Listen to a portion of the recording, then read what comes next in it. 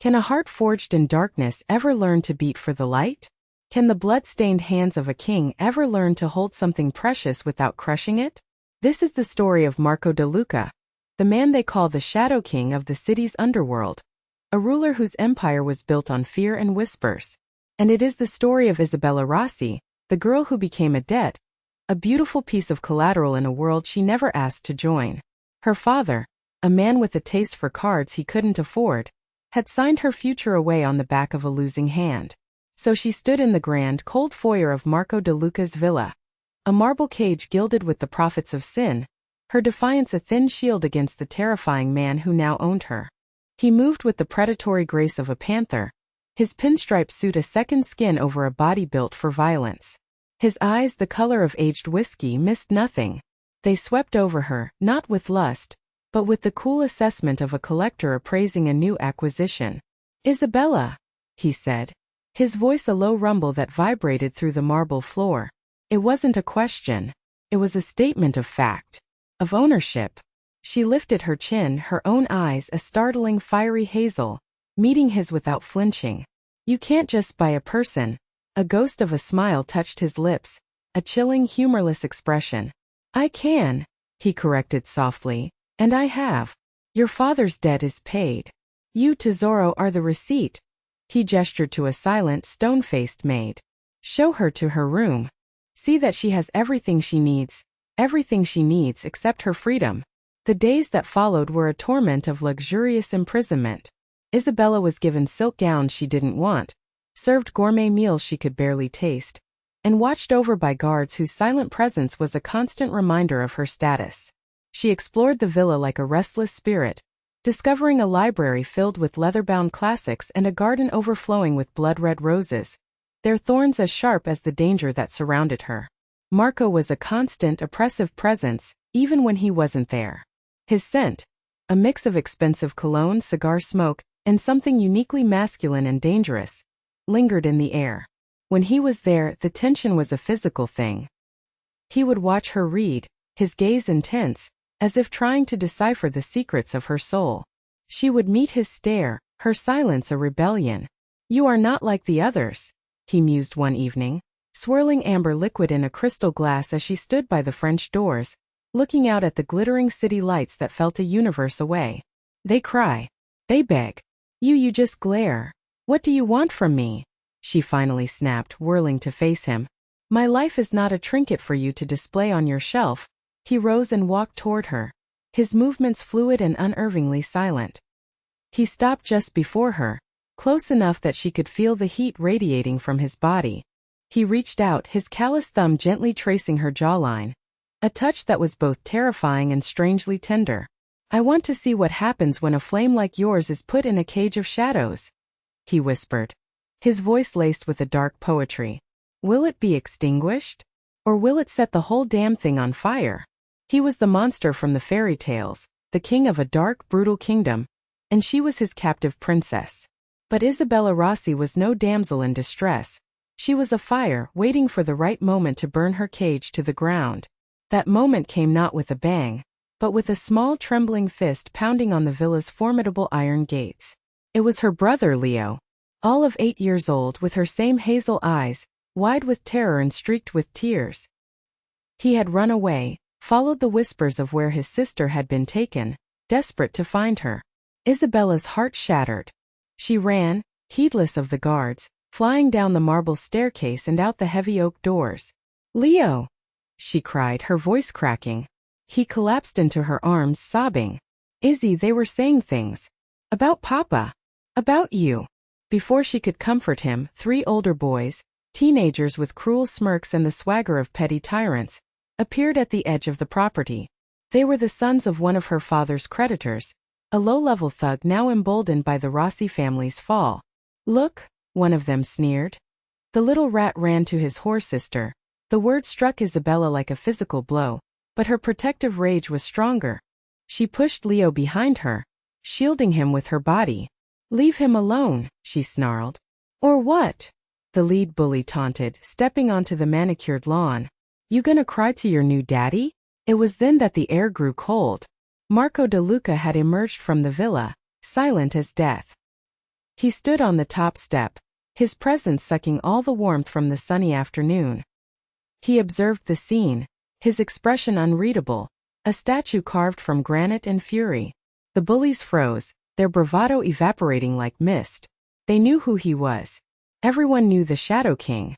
Leo, sensing the immense, terrifying power emanating from the man behind his sister, did the only thing a desperate little boy could think to do. He peeked out from behind Isabella's legs, his small voice trembling but clear. "Please," he begged, his gaze fixed on the formidable Mafia boss. "Please tell them you're my dad." The world seemed to stop. The birds in the rose bushes fell silent. Isabella held her breath, her heart hammering against her ribs. She expected Marco to laugh, to dismiss the child, to order his guards to dispose of this inconvenient, messy intrusion. But Marco's whiskey-colored eyes softened, just for a fraction of a second, as they rested on the small boy. A flicker of something ancient and protective ignited in their depths. He descended the steps slowly, each footfall a drumbeat of impending doom.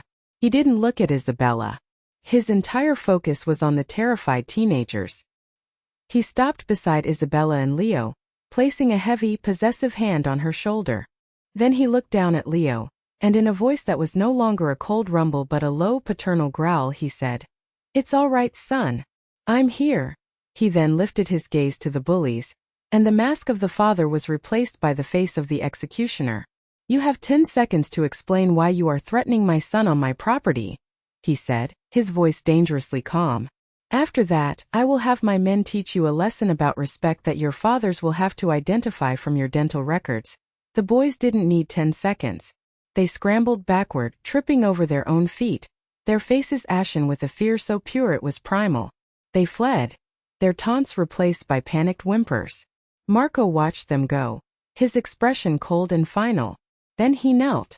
The motion was so unexpected, so out of character for the rigid, imposing Dawn that Isabella gasped. He was now at eye level with Leo. "No one will ever bother you again," he promised the boy. "You have my word."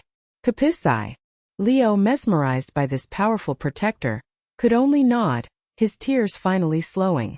Marco then looked up at Isabella, and for the first time she saw past the monster. She saw the man. A man scarred and hardened, yes, but a man who had just shielded her little brother with the full terrifying weight of his power, all because of a child's desperate plea. In that moment something shifted between them. The bars of her cage didn't disappear, but they began to feel less like a prison and more like a fortress. And she realized with a terrifying thrill that she might not want to burn it down after all. Marco brought Leo inside, treating him not as an inconvenience but as an honored guest. He had the kitchen staff prepare a mountain of ice cream and pastries, and he sat with the boy in the grand living room, listening with surprising patience as Leo chattered on about his favorite superheroes. Isabella watched them from the doorway, her heart a confused, fluttering mess. She saw Marco show Leo a vintage ship in a bottle, his large scarred hands surprisingly gentle as he pointed out the intricate rigging. He was a different man with the boy. The cold, ruthless Don was gone, replaced by someone softer, someone who listened, someone who protected. Later that night, after Leo had fallen asleep in a lavish guest room, Marco found her in the rose garden. The moon cast a silver glow on the blood-red petals. "He has your fire," Marco said, his voice quiet in the darkness. "Thank you," she whispered, her voice thick with emotion. "For what you did today." He stepped closer, the familiar scent of cologne and danger wrapping around her. "He called me his father, Isabella. In my world words have weight. A title once accepted must be honored. He is a De Luca now. And the De Lucas we protect our own." He reached out, tucking a stray strand of her hair behind her ear. His touch lingered, sending a shiver down her spine that was no longer just from fear. It was something else, something new and exhilarating. "That makes you more than just a receipt, doesn't it?" he murmured, his eyes searching hers. "It makes you the mother of my son." It was a lie, a fiction born of a child's fear. But in the dark, dangerous world of Marco De Luca, it was becoming their truth. The dynamic in the villa changed overnight. Leo became a permanent fixture, his childish laughter echoing in the marble halls that had only ever known silence and hushed whispers of violence. He followed Marco everywhere, a small shadow to the Shadow King. And Marco, to the shock of his entire organization, allowed it. He took the boy to his garage to see his collection of vintage cars, let him sit in his massive office chair, and even taught him the basics of chess. Isabella saw the bond forming, a genuine affection that chipped away at Marco's hardened exterior day by day. Her own relationship with him deepened, evolving from captive and captor to something far more complex and intimate. They spoke for hours in the library, sharing stories of their pasts. He told her of a brutal childhood that had forged him into the man he was, and she told him of a simple life filled with love and warmth before her father's gambling had destroyed it. He was still dangerous, still the king of an empire built on blood, but she was beginning to see the heart he kept so heavily guarded. She was falling for him. This newfound domesticity, however, was a glaring weakness in the eyes of others. Specifically, in the eyes of Lucio, Marco's cousin and underboss. Lucio was a man consumed by ambition, his smiles thin and his eyes holding a reptilian coldness. He saw Marco's attachment to the woman and the boy as a sickness, a vulnerability that could be exploited. "He plays house while our enemies circle," Lucio sneered to his conspirators in a smoky backroom. "A child in the lion's den. The great Shadow King has been declawed by a pretty face and a bastard boy. It is time for a stronger hand to guide this family." Lucio's plan was simple and cruel. He would remove the weakness. He would take the boy. The opportunity came during the annual De Luca Charity Gala, a lavish affair where the city's elite mingled with its criminal underworld, all under the guise of philanthropy. Isabella was breathtaking in a gown of emerald silk, a diamond necklace, a gift from Marco glittering at her throat. Marco never left her side, his hand possessively on the small of her back, his eyes daring anyone to look at her for too long. Leo, looking adorable in a miniature tuxedo, was supposed to be upstairs with a trusted nanny, but Lucio was clever. He arranged a distraction, a fire alarm in a separate wing, that drew the guards away. In the ensuing chaos, his men slipped upstairs. When Isabella and Marco returned to check on Leo after the commotion died down, they found the nanny unconscious on the floor and the room empty. A single perfect red rose, Lucio's calling card, lay on the boy's pillow. A cold, primal rage unlike anything Isabella had ever witnessed consumed Marco. His face became a mask of terrifying stillness, the calm at the center of a hurricane. The man who had played chess with a little boy was gone, and the Shadow King had returned, his vengeance absolute. "Enzo," he said, his voice lethally soft to his consigliere, "lock down the estate. No one leaves. Find my cousin. Bring him to the warehouse." Now Isabella's blood ran cold. The warehouse was a place of legend, a place from which no one who betrayed the De Lucas ever returned. "Marco, please," she begged, grabbing his arm. "Just get him back." He looked at her, his whiskey eyes blazing with a terrifying fire. "I will bring our son home, Isabella," he vowed. "And then I will burn his entire world to the ground." La mia famiglia is not a game. The confrontation in the warehouse was biblical in its fury. Lucio, arrogant to the end, stood in the center of the vast, dusty space, flanked by his disloyal men. He held a terrified Leo in front of him as a shield. "Look at you, cousin," Lucio spat. "Brought to your knees by a child. Hand over the family, and the boy lives." Marco stepped out of the shadows alone. He was unarmed, his hands empty at his sides. "You broke the code, Lucio," Marco said, his voice echoing in the cavernous room. "You broke Omerta. But worse, you touched what is mine. He is not your blood." Lucio screamed, his composure cracking. "He is nothing. He is my son," Marco stated, the words an unbreakable vow. And in that moment chaos erupted.